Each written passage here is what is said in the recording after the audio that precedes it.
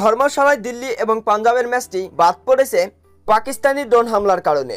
আইপিএলের 58তম ম্যাচ শেষে পয়েন্ট টেবিলের শীর্ষস্থানে গুজরাট, অন্যদিকে বাদ পড়েছে 3 দল। পাঞ্জাবের কাছে 1 পয়েন্ট পেয়ে পয়েন্ট টেবিলের পঞ্চম স্থানে রয়ে গেল দিল্লি ক্যাপিটালস। সুপার ফোরের দৌড়ে এগিয়ে থাকলো Punjab Kings, Royal Challenger Bengaluru, এমনকি গুজরাট টাইটান্স, এছাড়াও মুম্বাই ইন্ডিয়ান্স।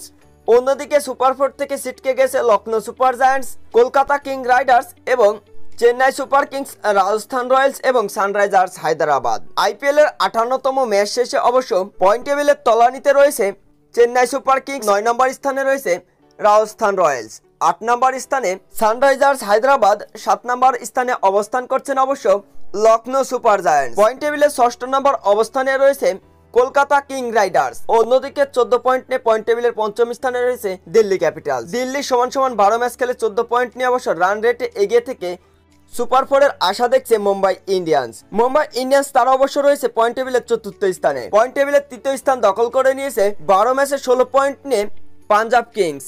পয়েন্ট টেবিলের অবশ্য 2য় স্থান দখল করে নিয়েছে রয়্যাল চ্যালেঞ্জার বেঙ্গালুরু। চলতি আইপিএলে 11 ম্যাচে 8 জয়, 16 পয়েন্ট নিয়ে অবশ্য পয়েন্ট টেবিলের 2য় স্থানে রয়েছে royal Challenger Bengaluru. Table topper হিসেবে অবশ্য সকলের ওপরে রয়েছে গুজরাট টাইটান্স। চলতি আইপিএলে 11 ম্যাচে 8 জয় এবং 16 পয়েন্ট নিয়ে রয়েছে পয়েন্ট টেবিলের একেবারে শীর্ষ স্থানে। প্লে অফের দৌড়ে অবশ্য সকলের ওপরে রয়েছে Gujarat Titans, Mumbai Indians, Punjab Kings এবং রয়্যাল চ্যালেঞ্জার বেঙ্গালুরু। অন্যদিকে আইপিএল থেকে ইতিমধ্যে ছিটকে গেছে Chennai Super Kings, Rajasthan Royals, Sunrisers Hyderabad এবং লখনৌ সুপার জায়ান্টস।